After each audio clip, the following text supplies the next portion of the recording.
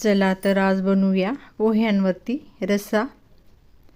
आणि कुणाकुणाला कोरडे पोहे खायला जमत नाही, आणि तर असा रस्सा नक्की बनवा। आणि रश्श्यामुळे पोह्यांचा त्रास कमी होतो, पचायला हलके होता रस्स्यामुळे। आणि असा रस्सा बनवला तर नक्कीच आवडतील लहान मोठ्यांना। आवडत असेल तर नक्की बनवा। आणि त्यावर बारीक शेव, खूपच टेस्टी। आणि त्यासाठी फुटाण्याच्या डाळ्या घेतलेल्या, आलं लसूण आणि कोथिंबीर, कांदा, टोमॅटो, कढीपत्ता आणि डाळ्या मी मिक्सरला पीठ करून घ्यायचं डाळ्यांचं। आणि इकडे पोहे पण तयार, त्यावर असं निंबू पिळून घ्यायचं सर्व पोह्यांवरती। गॅस बंद केलेला, आणि त्यावर थोडीशी आवडल्यास साखर पण टाकायची किंचित, आणि सर्व असं मिक्स करून घ्यायचं।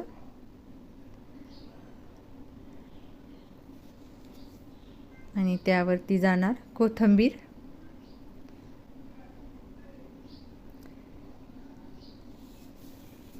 आणि आता पोह्यांवरती रस्सा बनवायचा आहे। त्यासाठी तेल तापलंय आणि जिरं मोहरी फोडणीला,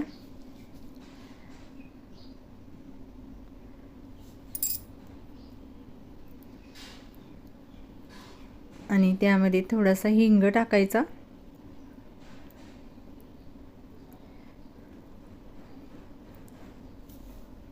आणि कढीपत्ता टाकायचा,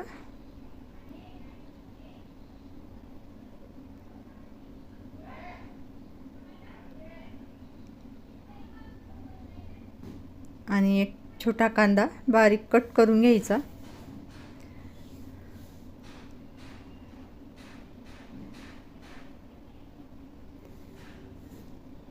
आणि कांदा छान होऊ द्यायचा। आणि 4-5 लोकांसाठी रस्सा तयार करायचा आहे। आणि लसूण आलं कुटून घ्यायचं, ते पण थोडंसं परतून घ्यायचं।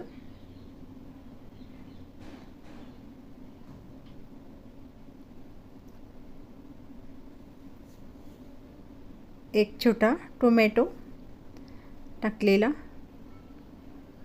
आवडल्यास तुम्ही 2 टोमॅटो टाका।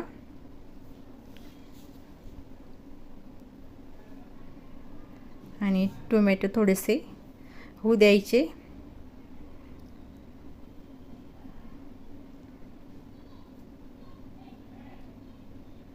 आणि त्यामध्ये आवडीनुसार तिखट टाकायचं आहे, कमी जास्त।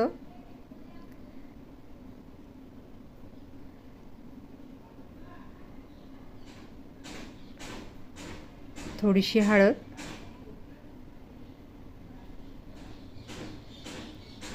आणि त्यामध्ये जाणार मॅगी मसाला।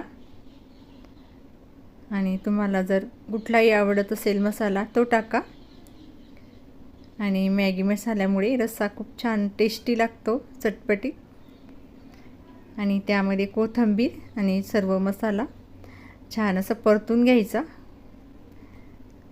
कमी गॅसवर। आणि त्यामध्ये पाणी टाकायचं।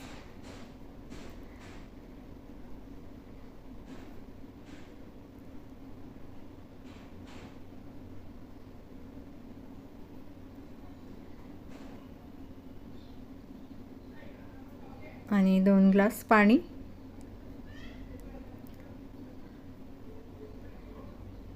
आणि थोडीशी उकळी यायला लागली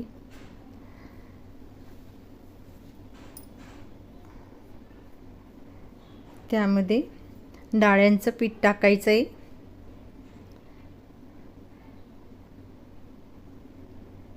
थोडं थोडं टाकायचं, आणि आपल्याला हवा तसा घट्ट पातळ रस्सा करता येतो। आणि पीठ उरलं तरी आपल्याला कुठल्याही मसाल्यामध्ये टाकता येतं. आवडीप्रमाणे घट्ट, पातळ आणि खूप टेस्टी होतो हा रस्सा डाळींच्या पिठामुळे. आणि तुम्ही पाण्यामध्ये सुद्धा कालवून टाकू शकता.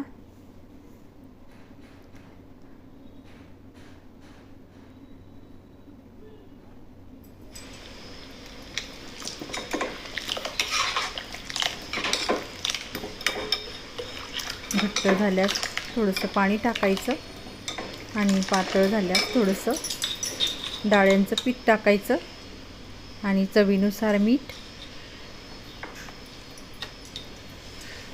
आणि थोडीशी साखर टाकायची आणि खूप चटपटीत रस्सा होतो हा.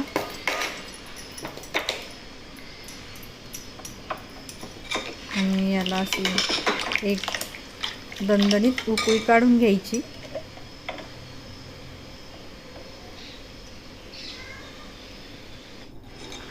आणि छान असा उकळला आहे रस्सा. बघा किती छान झाला आहे. आणि आता पोहे पण तयार. आणि त्यावर जाणार रस्सा चटपटीत असा.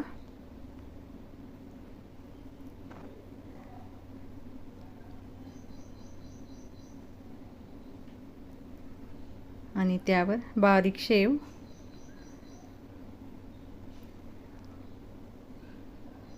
खूपच टेस्टी.